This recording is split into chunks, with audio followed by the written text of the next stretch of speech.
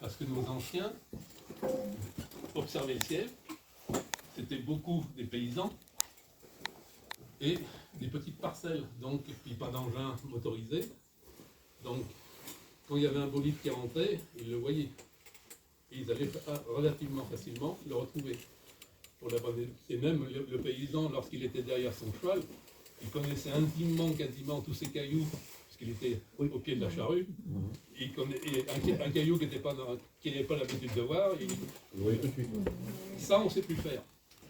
On a toujours des yeux, mais on regarde ailleurs.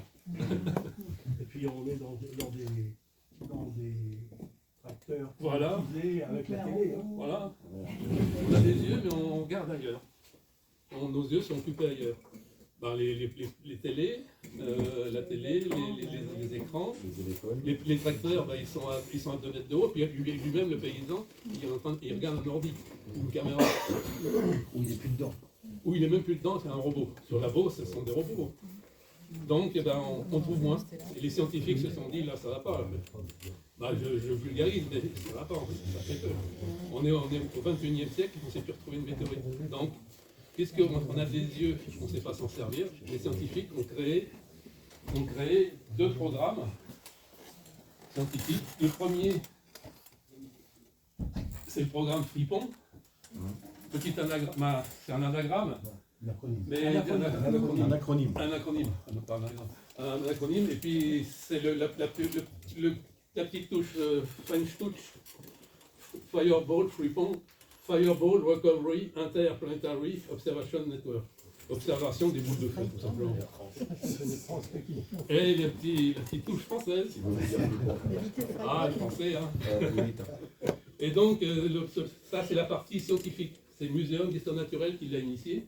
Et donc, il a créé un réseau de 103 caméras dispersées tous les 100 km à peu près, dans toutes les écoles d'astronomie et tout ça, un maillage. Et ce maillage a perçu des caméras fisheye. C'est-à-dire que comme si on était H24 allongé au sol en train de regarder. Et les caméras regardent notre place. Donc quand une boule de feu va rentrer dans l'atmosphère, on va l'observer. Et le principe, c'est que on va voir les différentes fragmentations, comme on a vu, la boule de feu, jusqu'à ce qu'elle s'éteigne, et tout ça filmé par les triangulations. Plus il y a de caméras, plus on va affiner. Et puis vos témoignages aussi, parce qu'après on va en reparler avec du ciel. Donc on va suivre la chute. Et ça, après, s'il y a vraiment du matériel au sol, les scientifiques, ils vont calculer la zone de chute. Et la zone de chute va nous être donnée sous cette forme. Parce que ça tombe rarement seul, une météorite. Au minimum, il y aura un morceau, puis le reste, ce sera de la poussière. Très petit, on va pas les remarquer. Comme celle du pressoir, il y a d'autres morceaux, vraisemblablement, mais ils doivent être plus petits. Ou peut-être ailleurs. Si ça s'est brisé, ça s'est fragmenté plus tôt. Ça peut rayonner. Oui, là, celle-ci, il y a une chute en Pologne, 68 km par 15. Et les pics. Ouais. Et ça dépend de son angle. Ah oui, c'est l'angle. L'angle. Et le nombre de la fragmentation. Donc, tout est possible. La météorite de Lancey, qui est tombée près de Vendôme, là, en 1872, je ne sais pas si vous connaissez, vers Auton, là-bas, les premiers morceaux, et qui ont irradié, qui sont dispersés jusqu'au plus gros morceau, 47 kg, 15 km 300 plus loin. Donc, c'est toujours... Il y a une chute qui est assez restreinte, c'est la météorite de Saint-Aubin, dans l'Aube, celle qu'on a rassemblée. Bon, là, ça fait 1 km 100 de long sur 900 mètres de large. Donc, ça veut dire qu'elle est tombée relativement... Ça, elle était lourde. Et en plus, c'était une météorite de fer. Une météorite de fer qui est tombée il y a 50 000 ans. Et on a retrouvé un peu plus de 500 morceaux au détecteur de métaux. Et on a estimé, sur la bascule, on a plus de 9 tonnes. On a plus de 9 tonnes de matos. Mais Il y a quand même beaucoup moins de dispersion quand c'est une météorite de fer. de fer que quand elle Ouais. est chondrite, par exemple. Bah, on a beau taper dessus une ferraille pour l'éclater. Bah ouais, donc il y a beaucoup moins de dispersion, donc Ouais. beaucoup moins de morceaux en fait. Ouais. Et donc les programmes scientifiques, ce sont ça. Donc le principe, c'est s'il y a vraiment du matériel au sol, ils vont essayer de calculer la zone de chute. Donc ils vont tirer un trait comme ceci, à travers, là, où ils vont estimer la zone de chute, et ça va donner ceci, la ligne principale qu'on appelle. Et ils vont même estimer, quand les conditions sont bonnes, le diamètre des morceaux au sol. Donc ça peut être les plus gros morceaux, là c'est de 16 cm, et plus on va loin, les morceaux petits d'abord ici, et les morceaux les plus lourds arrivent au fond. Mais avec du vent ou de grands, parce que l'atmosphère est quand même assez virulent, il y a des plusieurs couches d'atmosphère, ça peut inverser. Donc les poussières vont se retrouver derrière et les plus gros morceaux devant. Mais chaque chute est différente. C'est aléatoire. C'est aléatoire. Et donc ils vont nous dire la commune sur laquelle c'est tombé. Donc une région.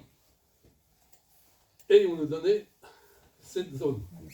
Donc à partir de là, on va activer le programme logiciel. Donc moi, avec Patrick et tout ça, on a été plusieurs à être formés en 2018 par région. On est 3-4 à peu près formés par région, à être formateurs pour diffuser les programmes Fricon logiciel, et aussi responsables des recherches au sol de ces programmes. C'est-à-dire qu'est-ce que les scientifiques ne sont pas assez à Paris pour faire des recherches au sol, il faut du monde pour chercher à vue. On va faire appel aux citoyens. Par contre, par l'intermédiaire d'un détecteur, apparemment. Non, là, les instances archéologiques ne veulent pas qu'on utilise, mais on va y arriver parce que dans d'autres pays, ils le font. Pourquoi ils ne veulent pas? Parce qu'on risque un détecteur de métaux. Un détecteur de métaux, c'est un outil. Il détecte, c'est l'outil le plus commun au monde quasiment, le détecteur de métaux. C'est un radar. Parce que ça sert en médical, pour les laits, pour enfants, pour éviter pour la nourriture, toutes les chaînes de nourriture humaine ou animale, c'est ça. En archéologie. En archéologie, dans le BTP, Radar du ciel, dans le ciel. en sûreté aérienne. Donc c'est un matériel très commun. Mais utilisé comme ça, c'est simplement qu'il détecte le fer. Donc ça peut être une capsule de bière, un bouton de... Une balle. Voilà. Une monnaie. De l'or. Non, mais c'est pas ça. Non, parce que le détecteur de métaux va être capable de détecter une capsule de bière. Ça peut être une pièce de monnaie romaine. Ça peut être un socle de charrue. Des casques de la guerre. Ça peut être un... Des lingots Ça d'or. peut être les métaux.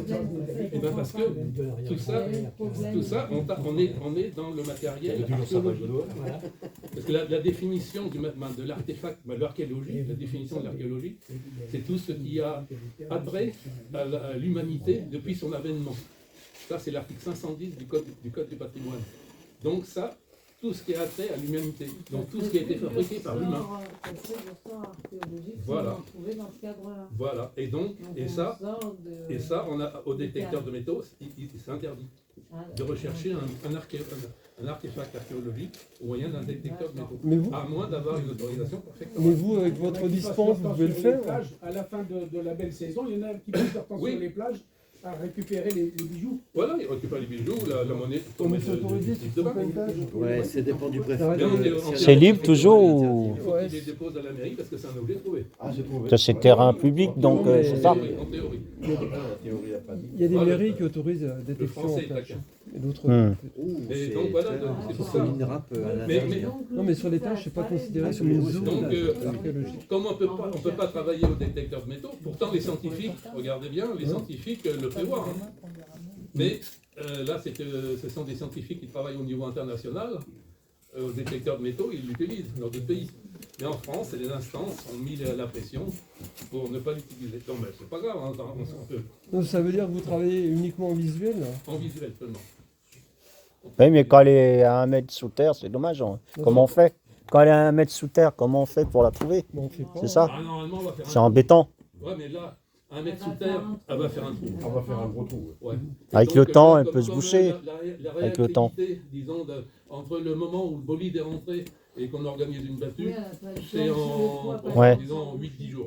Oui, donc le tout, il a pas- Mais ça urge. Hein. Bah oui. Parce que après, disons, moi ou mes collègues, quand on a la zone de chute, aller à la mairie, de se présenter au maire, on demande une accréditation de la période du muséum, on vient chercher une météorite dans un cadre scientifique, demander accès à toutes les parcelles concernées de la chute, avec le numéro de parcelle, avoir le nom du propriétaire.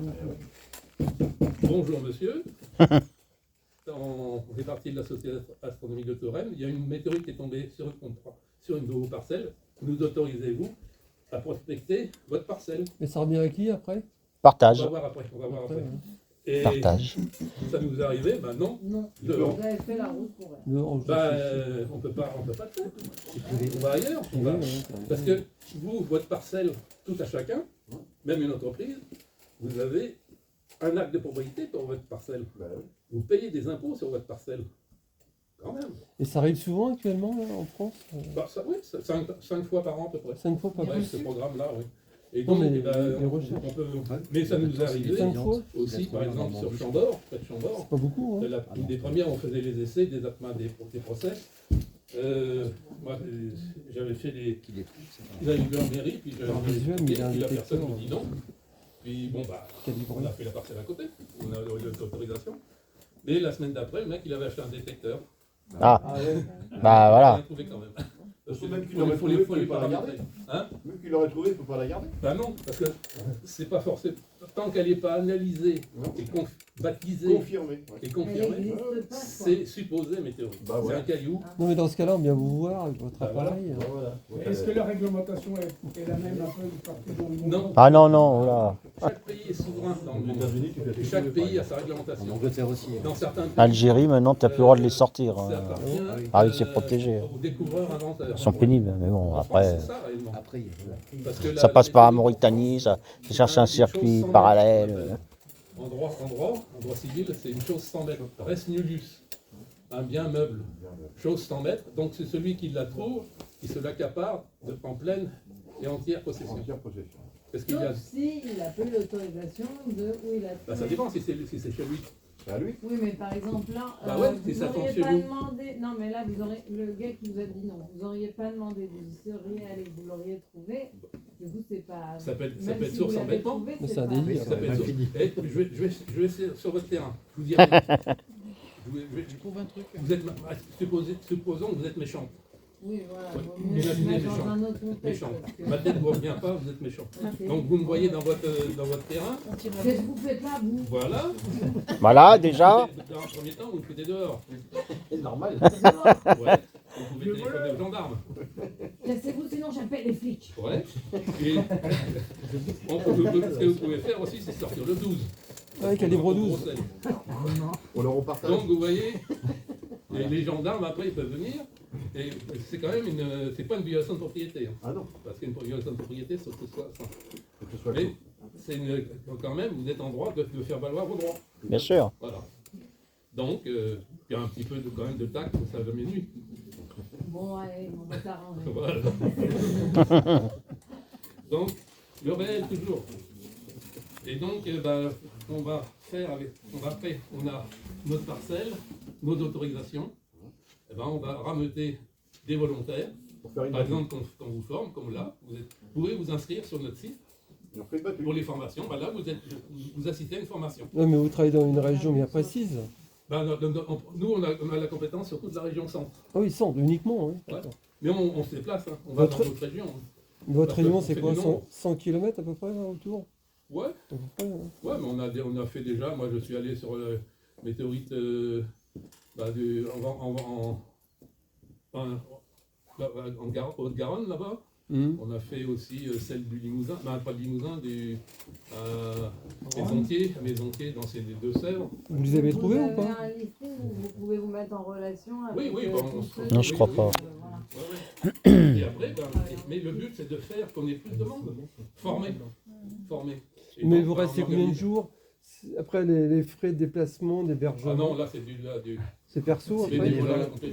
Ah, c'est bénévolat, Parce que d'accord. c'est vrai que quelque part, les scientifiques, ils se servent de nous, certes. Bah, quelque part. Oui, Ouais, quelque ouais, part. bon, bah, Oui, mais c'est un- quand, il y a beaucoup de missions, il y a beaucoup de missions, par exemple, du muséum, mais surtout le muséum d'histoire naturelle, À Paris, ouais. qui missionne ces sciences participatives, décompter les oiseaux, par exemple.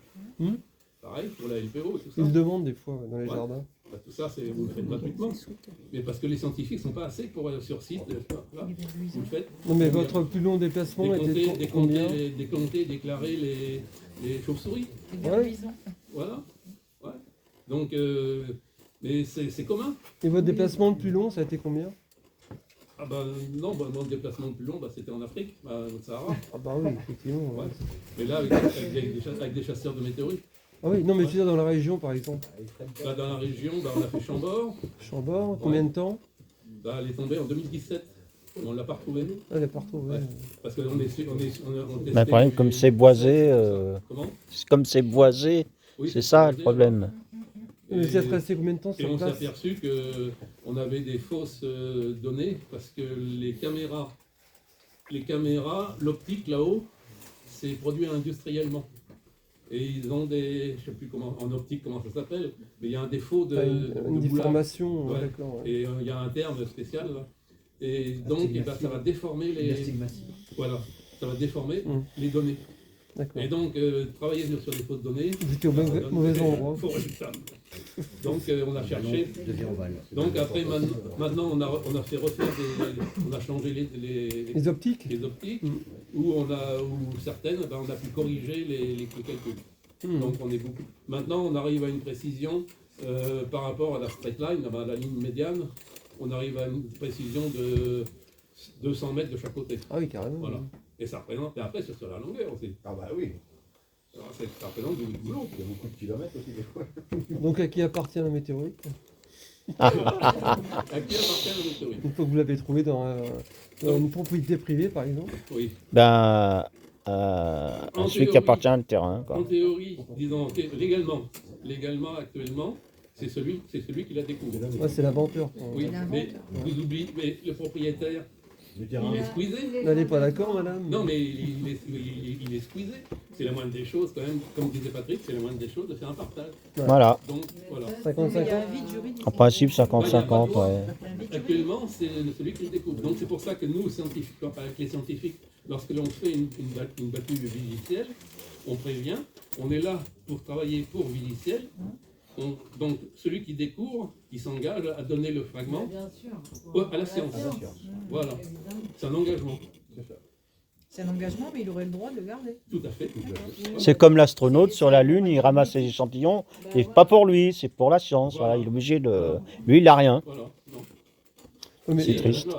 Ah si, la gloire. C'est pas imposable. La gloire, ça aurait été Par contre, c'est pas comme le pétrole. Parce que le pétrole, c'est. Ah non, le pétrole, non, le pétrole. sous-sol n'appartient Non, pas. dans votre parcelle, par exemple, votre Je crois que parcelle, c'est un mètre. elle est numérotée, vous payez des impôts dessus, vous creusez, il y a du pétrole. Non, Mais pas- c'est le sous-sol. Il est à l'État, il est à qui? Propriétaire du sol, mais pas du c'est sous-sol. Vous êtes au-delà du... propriétaire du fond et du tréfonds. Ah, Donc du sous-sol aussi. Oui, mais l'État va rapidement missionner des géologues pour vérifier la qualité du gisement. Si c'est un gisement exploitable, ils viendront vous à faire un accord et l'État va le préempter ce gisement, mais avec un accord Le principe. de principe. collaboration avec vous. Vous aurez un dédommagement. un dédommagement. Un pain est Il y a, gratuit. il y a une préemption. Comment? Il y aura une préemption de l'État. Ouais, oui, parce que c'est prévu Il y a par une le code des mines. préemption de l'État. C'est le code des mines. Ah oui. C'est tout, ça rentre dans le code des mines. Moi, je préfère garder mon jardin. Si c'est un beau gisement, Non, mais- 30 millions d'euros. En archéologie, c'est pareil. Hein. En archéologie, par exemple, on découvre au détecteur de métaux ou en labourant ou en bêchant, on trouve un petit vase, trésor, un truc, un d'acier. vase bah, de 60. Oui, mais c'est à vous, par contre. Non, Dans votre jardin, c'est à vous. non, Si. non. C'est Non, fini. parce que c'est Depuis historique. c'est la loi de 2016 a enlevé tout ça. Non, mais vous êtes l'inventeur du trésor, c'est à vous. Oui, vous chez êtes vous. inventeur quand même. Oui. Mais il est plus à vous.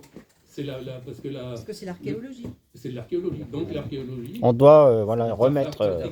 C'est- Si c'était un socle de charrue. Il y a un article. il y a un Je revendrai article- sur le bon coin, c'est pas grave. Ah ouais, mais les archéologues Ouais, surveillent. je sais. Les archéologues surveillent les contrôles. Là, je connais, ouais. Et surveillent aussi Ils matent, Facebook. Ils matent Et bien. puis, ouais.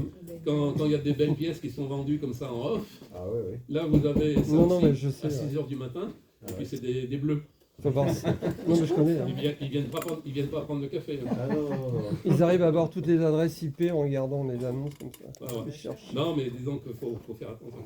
Faut voir des... Mais donc la propriété de la météorite, là, dans un cadre scientifique dans ces missions, ben, on est vraiment dans le scientifique. Donc après, le fragment va être ramassé avec précaution, puisque on va, comme on dit, on va pas mettre nos papates dessus. Ni On va démon, le- ni démon. Donc je vais vous faire voir le process. Hop. Un tout petit refleu. Jean-Michel, il y a une question. Ouais. Là. Oui. Il y a une question là. Vous pouvez aller jusqu'à combien de kilomètres sous terre avec le reste? Si ça va sous terre, ça veut dire que ça casse la surface de la terre. Là, on est mal. Tu vois, toi, ce que ça veut dire? Tu vois l'écorce de la terre? Comme une orange. Tu vois l'écorce de la terre. Après, tu as le magma. L'écorce de la terre, ça veut dire entre 60 et 100 km 110 km d'écorce. Le manteau. On est un petit peu comme une coquille d'œuf, si Il tu y a veux. le manteau. Parce qu'à l'échelle, à peu près, c'est presque une coquille d'œuf. quoi. Ah oui, oui. Donc, et en plus, les plaques tectoniques et tout ça. Enfin, bref, on va pas venir. Mais donc, c'est une grosse météorite qui explose, qui casse la surface de la Terre, ça peut atteindre le magma, et donc ça va faire des très très gros dégâts. Déjà. Donc, oui, ça peut réveiller les volcans, ça peut réveiller les fissures, Les les volcans. volcans. Les volcans. Mais ça fera déjà, ça va faire un cratère, en premier temps. Au minima, ça fera un cratère. Et disons que une météorite, majoritairement, les météorites qu'on parle, nous, pour celles qu'on voit, là, elles arrivent à peu près au minimum, quand elles rentrent dans l'atmosphère, il faut qu'elles arrivent le plus lentement possible. Oui. Donc ce sera 12 km seconde. 12 km à la seconde. Donc on est à 26 000 km/h. À l'entrée atmosphérique. Et en 30 secondes, elle vient de rentrer là, à 12 km seconde, 26 000 km/h. En 30 secondes, elle va faire cette rentrée atmosphérique et elle va rentrer au freinage et va rencontrer de la masse, des masses de l'air, comme dans votre voiture, lorsque vous mettez la main Ça dehors. va faire frein. Et elle va rentrer en plasma, donc une boule de feu, et le chaud et le froid, parce qu'on est à moins de 200 degrés dans l'espace, chaud et froid, votre tasse de café à tête. Et donc c'est là que ça va se produire les fragmentations. Il y a des contraintes mécaniques et des contraintes thermiques. Et ça va tellement se fragmenter que ça va être de la poussière. Mais donc pour avoir du matériel au sol, il faut que ce soit un peu plus gros, arriver lentement pour espérer avoir des survivants au sol. Voilà. C'est ça. Et donc, après, en 30 secondes, elle va freiner. Donc, une fois qu'elle a bien freiné, elle va s'éteindre. La boule de feu va s'éteindre. Et après, on appelle ça le vol sombre. Ça va arriver comme une enclume ou un caillou lâché d'un avion. Mais ça va arriver au sol à 200 km/h, par exemple, 200-300 km/h. Après, ça dépend où ça tombe. Et la couleur des bolides qu'on peut voir, c'est lié à leur composition métallique, Oui, c'est aussi. ça? Oui, aussi. Et c'est lié aussi à aux couches atmosphériques. Aussi. Ça peut être très rouge, très bleu, très vert. Ouais. Moi j'en avais vu un vert comme ça à l'horizon. Ouais. Souvent c'est vert. C'est souvent Vert, vert. après orange, quand c'est rouge, souvent on a remarqué c'est quand même une hypothèse de météorite plus de fer. dedans. Plus métallique. Ouais, plus métallique. Mais il n'y a qu'en la ramassant qu'on va sur le coup. Et surtout, vous avez vu avec Jean-Louis, la radio aussi, on suit les rentrées atmosphériques par radio aussi, en effet, avec un effet Doppler. Non, vous n'avez pas vu. C'est-à-dire qu'il a une espèce de parapluie fait des métiers Oui. de radar. Une antenne Une antenne. VHF. Là. Ça revient pas cher à faire soi-même. Hein. Non, c'est très Et simple. ça revient à 100 €. Et vous pouvez, avec ça, vous observez les rentrées atmosphériques. Ah bon? Ah ouais, on peut vous former. C'est raccordé à quoi? C'est simplement, on se sert du réseau radar Grave. Grave, c'est un radar qui est en dessous de Dijon. Et c'est un radar qui a été créé militaire du temps de la guerre froide pour observer les missiles Ah bon? intercontinentaux qui nous arrivent sur la tête. Vous n'avez pas de Avec bonnes une nouvelles? petite bombinette atomique, accessoirement. Ah oui. Donc c'est une prévention, puis pour se protéger. Puis accessoirement, Et là, on renvoyait une vous autre. captez une fréquence? Vous captez une fréquence, là, avec l'antenne? Donc voilà, c'est- 143 MHz. 140 MHz. C'est la VHF. Et donc, il nous autorise à travailler dans cette 144, combien? 143 MHz. 143 MHz. Pile poil? Ouais, dans ces eaux-là. Ouais. Et donc, il y a ça, on peut vous aider à installer votre petite station. Et là, vous captez quoi exactement? Et donc là, ben, on va observer la rentrée Doppler du bolide. Mais Ça va nous donner quel la angle? vitesse. Ça va nous donner surtout la vitesse et les fragmentations. Ouais, mais sur quel angle de Bah, zone? le radar grave des militaires regarde donc c'est la France, Nantes, Strasbourg. Ouais, Nantes, Strasbourg, tout le sud. Nord-Loire, quoi. Ouais, tout le sud. Ah, Tout le sud. Ouais, ils regardent tout ça, tout le sud, et puis jusqu'à l'Italie, quoi. à peu près. Voilà. Parce qu'après, il y a la terre est ronde. Ah bon? Donc on a quand même on a une La portée. courbe, une courbe. Voilà. Ça tombe après. Voilà. Après, les yeux se On tombent. tombe. Donc il y a quelque chose qui rentre, le radar Donc, on peut l'observer détecte et ça vous donne l'information. On peut l'observer visuellement avec la caméra, avec nos yeux, comme madame a observé, ou avec L'effet Doppler par rapport à la l'effet Doppler. fréquence. Voilà. Et ça donne quoi sur l'ordi? C'est sur un Ça ordinateur? donne ça. Ouais, c'est raccordé à un ordinateur. Ah ouais? L'antenne est raccordée à un Ça ordinateur. donne Ouais. ceci. Ça fait un.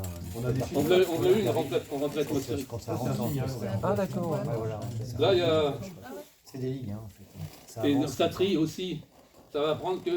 On va pas voir les avions. Par contre, on peut voir un débris spatial. Par contre. Du C'est une rentrée débris, hein. atmosphérique. Mais si on l'écoute, on peut l'écouter On peut cette l'écouter. fréquence? aussi, ouais. On a des sons aussi, si vous voulez.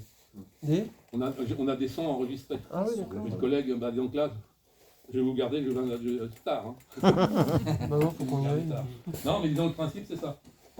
Ah ouais. Puis vos témoignages aussi. Ça s'appelle le radar grave, hein, c'est ça? Ouais, le radar grave. Mais c'est Oui, mais de accessible toute par façon, tout un je chacun. vous ai donné les fiches là. Vous allez avoir les programmes Fripon et Viliciel. Tout ça, ce sera dedans. Ah, c'est dedans. Après, vous voyagez, vous visitez Mhm. à votre gré, puis je suis à votre disposition pour vous aider à aller plus loin. Ah, Donc voilà. D'accord. Après, donc on revient après à la théorie. Oui. Même si on a abordé le sujet tout à l'heure, le petit bonhomme voudrait bien que vous réexpliquiez ce qui s'est passé sur la météorite qui a expliqué un peu la disparition des dinosaures. Oui, qu'est-ce que tu voulais savoir? et des ammonites. C'est quelle sorte de météorite qui a fait disparaître les dinosaures? C'est une météorite chondrite. Ben, la météorite primitive, elle a fait un gros cratère. 480 km de diamètre. Yucatan, non? C'est-à-dire que quand une météorite, elle arrive trop vite, elle n'a pas le temps de freiner, donc même pas une boule de feu, parce que 10 km, c'est à peu près une dixième de l'atmosphère. Il arrive très vite, donc pas de temps de freiner, ça passe très vite, arrive au sol, ça explose. Et donc ça creuse un cratère. Donc la météorite disparaît, on appelle ça sublime, elle se sublime, elle va faire un cratère et il y aura du matériel qui va exploser, qui va remonter en poussière et tout ça dans l'espace ou dans l'atmosphère, ça dépend de la puissance. Après ça va retomber, ça peut se fossiliser. Et par exemple ici vous avez dans la fiche que je vous ai donnée, vous avez par exemple aller visiter à 2h30 d'ici, 2h15 d'ici, la météorite qui a creusé le cratère de Rochechouart. Et il y a une ville dedans. Rochechouart, mais ce qui n'a rien à voir, parce que c'est tombé il y a 204 millions d'années, il n'y avait pas d'humains à l'époque. On était à la Pangée en plus, on était à la fin de la Pangée. Donc rapporter cette chute, ce cratère à notre carte géographique de la France aujourd'hui, ça représente 450 km de diamètre d'éjecta. Donc à peu près le tiers, entre le quart et le tiers de la surface de la France. Donc ça a bien dû secouer. Quand même. C'était un impact terrible. C'est un impact, et pourtant elle faisait qu'un kilomètre. Elle a creusé un cratère on multiplie par 20. Mais le problème c'est qu'à l'origine on pensait qu'il faisait qu'un kilomètre. Maintenant on a découvert que le cratère il fait presque 40 kilomètres. Donc il faut diviser par 20. Donc on est plus dans les 2 kilomètres. On n'imagine pas ce que pourrait faire un astéroïde de 30 ou 40 km. Ah bah là, ouais, c'est Spike. Hein. Ça serait une extinction totale de tout. Bah ouais, non. Ah bah, vaut mieux partir Puis on aurait même. avant. Vous avez vu le film Don't Look Up, 30 non? km, ça serait, Non, le film Don't Look Up, ça serait terrible. qui est le déni cosmique. Juste pour revenir sur celui de Rochechouart, là, Oui. ça fait un cratère de. Ah non, il y a 204 millions d'années, Ouais. il a été érodé. Donc, C'était- mais comme disait tout à l'heure, les roches, le cratère, ça monte dans l'atmosphère. Il y a un mélange mécanique, bétonnière, Ça ça se retombe. mélange, ça retombe, ça se fossilise, puis ce sera une roche. Les Romains, 204 millions d'années plus tard, ils avaient une carrière, ils ont tapé dedans, ils en ont fait les termes de Chassenon, ils en ont fait des maisons, ils ont fait des sculptures. C'est pas bonne sculpture, c'est pas parce que c'est la roche bousculée. Et puis ils ont tapé dedans. Et puis après, on s'est rendu compte que il y avait des orientations de roches, parce que là, ça a des influences jusqu'à 20 km de profondeur. Ça a réorienté la roche. Pourtant, une roche, en théorie, ça ne bouge pas. Mais les impacts, on est en millions de gigapascales.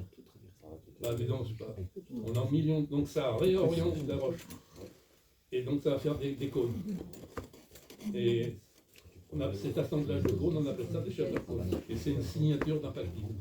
Là, c'est notre science. On trouve Et des allez quartz, visiter là-bas. on trouve des quartz choqués aussi qui sont très atypiques. Ouais, ouais. Mais on revient toujours à cette signature de choc. C'est sûr, ça, c'est. Voilà. Donc on revient après la météorite. Les scientifiques, si c'est une chute comme ça, là, les scientifiques la récupèrent. Moi, je voulais vous faire la simulation. Il y en a un là devant votre sac. Yes. Donc on va pas faire la batterie, on va la faire ici parce que c'est humide. Ouais, c'est Vous humide. êtes d'accord? Oui, oui. Allez.